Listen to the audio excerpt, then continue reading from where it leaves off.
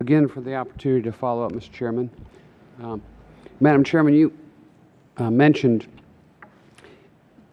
15 of 20, was it investigators, are no longer at the SEC? 15 of, I don't have all the position levels or anything like that, but about 15 of the 20 enforcement employees are, who were involved in one way or another with Madoff over a many year period, off and on, are gone. The other ones were examinators? Examiners, yes. How many examiners are gone? I understand that 19 out of about 36 are gone. These are not, this isn't a science, because some people touch these matters very peripherally. Some people more so. Some were in supervisory positions. Some were quite junior. And frankly, that was one of our issues, I think, with respect to the quality of the supervision of these examinations. The question that really begs for an answer is where they went. Are they working for other enforcement agencies now? Are they working for the companies they were supposed to regulate or enforce before? Are they retired and receiving pensions while the people that Madoff screwed are busted for the rest of their lives? I mean, what can we get a rundown of where they went? I don't know the answer to that. We do know where employees go for a period of 2 years after they leave the SEC. They're required to report where they've been employed or who they've been retained by. But I don't know that we have any right beyond that to know where they are. Well, I think there's a necessity to know where they went. It's like letting a pedophile slink out the door or change neighborhoods makes everything okay. I think we're dealing with the same type of a problem here, and I think it is important if the people that allowed Madoff's fraud to perpetuate are now at other regulatory agencies. I think we ought to know that, and the other agencies ought to be put on notice. If they're working for companies who they used to regulate, I think we ought to know that too. Congressman, I guess I would like to disagree with you. These aren't bad people. In some cases, they were people who were very junior and were not adequately trained or supervised in what they were doing. In some cases, they were being pulled from one project to another project because the flavor of the day perhaps was market timing and late trading by investment companies, and this is highlighted in the Inspector General's report. There are a lot of reasons the SEC failed and Madoff, and I've been highly transparent about those reasons. We've published all the Inspector General reports. We have posted on our website all of the actions we've taken to try to improve the agency's operations, to try to prevent something like this from ever happening again. But I don't think we have to vilify these people. There are lots of reasons for this failure.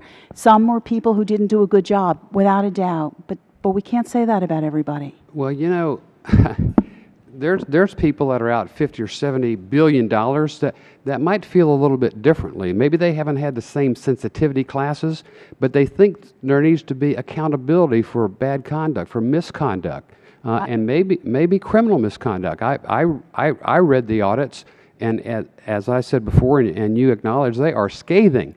And so the signal, when nobody is held accountable for what's done, if they're allowed to quit, and not be held accountable because they left, the signal is you don't have to do your job right. If you don't do your job and the taxpayers get bilked $50 to $70 billion, we'll talk about how insensitive it could be to point a finger at anybody in the agency here.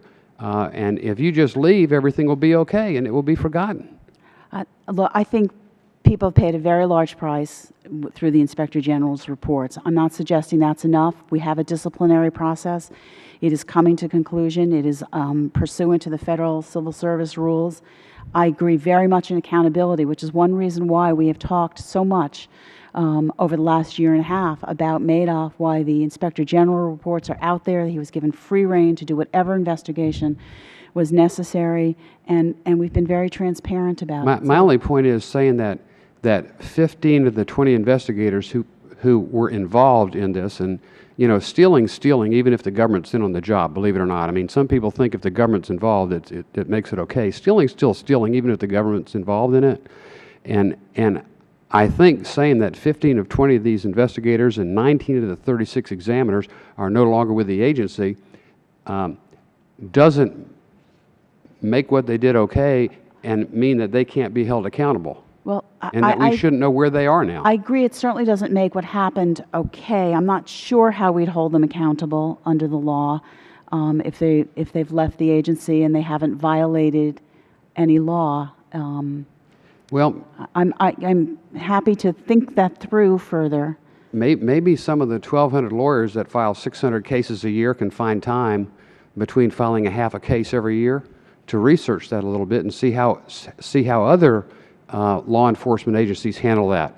When somebody leaves a job after maybe they've embezzled money or helped somebody embezzle money, how leaving the job just doesn't change the fact that they've done something very wrong, and there needs to be some accountability for it. And they have ways of bringing those people to justice in the private sector. It may seem relatively unheard of in the public sector, but in the private sector, they seem quite capable of getting people like that and bringing them to justice and holding them accountable. I hear you, and we'll certainly think further about that. I don't know of any evidence or suggestion that anybody was embezzling at the SEC or aiding somebody knowingly embezzling, if that's a suggestion. Well, they certainly, by their, what would you want to call it, indifference or ineptitude, let the Madoff fraud perpetuate for a decade. I think everybody with a half a brain in the financial industry knew that.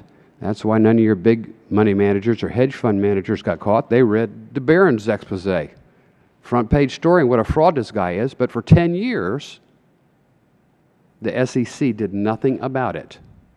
I mean, you read the investigation just like I did, and I'm just saying that